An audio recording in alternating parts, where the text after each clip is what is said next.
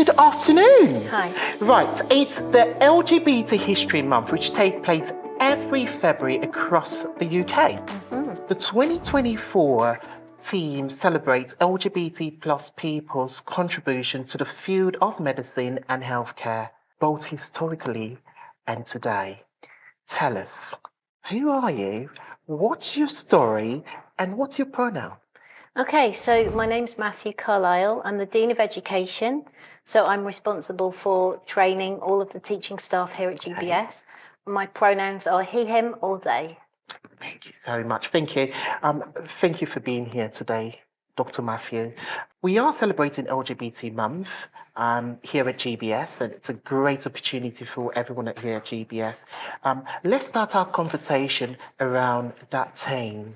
What does it mean to you? So I think it's really important that everybody gets to know each other.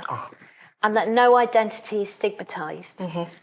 But like Black History Month, I think LGBT History Month should be all year long. We shouldn't just look at Black history on one month, just look at LGBT history on one month. We need to be talking about all of these diversities all the time. But what LGBT History Month does do for us is it reminds us to stand up and be counted and celebrate just for that one moment in the year. I totally agree with you on that one. So you have been working on a LGBT inclusion in intersectional educational contexts.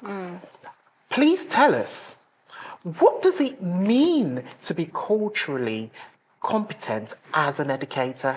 So that piece of work was about LGBT inclusion in schools serving faith communities. Right. So I went to schools in places like Birmingham and Tower Hamlets and Durham, schools serving populations of mostly Muslim families or mostly Christian evangelist or Pentecostalist or Catholic families.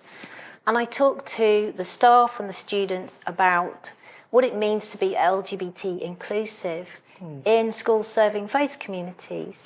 Because this is an area where some people sometimes feel that it's tricky. So we talked about all of this stuff, and what we found was that the children really are able to hold these different things in their minds.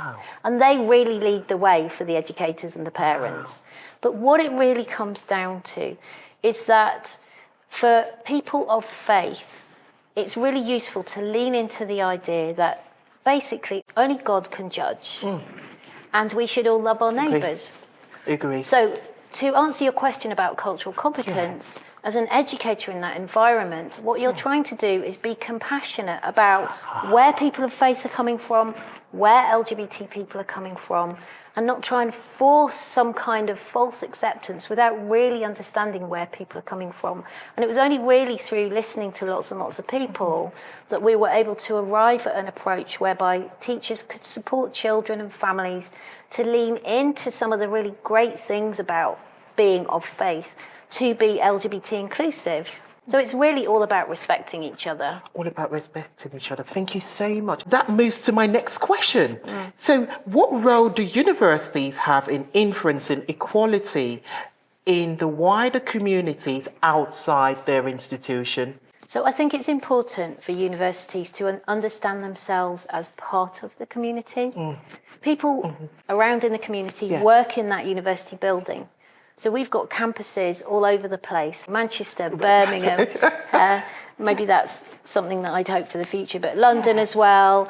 And those buildings employ local people at all levels, but they also teach local people. So it's not that you go to university and you're away from your community. The ideal hope is that you come into university, learn your skills and things like that, and then take them back into your community. So for every one person that comes and studies with us at GBS, they're taking something of great value back into their community. And equalities, learning about equalities is one of the things that people can take back into their communities. Oh, thank you so much. Now, what applicable approach can be used to change people's cultural and religious belief towards LGBT plus community? I don't think we should be looking to change anybody's religious or cultural beliefs. It's not about changing what people believe. It's really about learning to get to know each other and to respect each other. That's really what it comes down to. We're not trying to change anyone. We're just trying to be humans together in respectful ways. I really like that. Learning from each other. Thank you so much. And that leads me to the exciting part of the question. Now, who in the LGBT plus community inspires you? There are so many, but I really like Laverne Cox. She's a brilliant trans woman. She's a black woman. She's an actress. She's a brilliant actress. She's really funny. She's a great dresser, but she's incredibly intelligent as well and a great advocate for the community. Yeah. And finally, my last question. What message do you have for other LGBT plus people looking up to you? So it's up to every LGBT person to decide when they come out. No one should be pressured to come out. But I want to tell people that if you do come out and you are unapologetically you, what you're doing is you're telling everyone around you that it's okay for them to be unapologetically them. So you're leading by example and saying, look, I'm not ashamed of myself. This is just who I am. But you're also diversifying the community and you're diversifying the kinds of people that people meet because you're just talking about yourself in an unapologetic way. Thank you very much, Dr. Matthew, for being here today. Can I just say, you inspire me. Thank you. Thank you.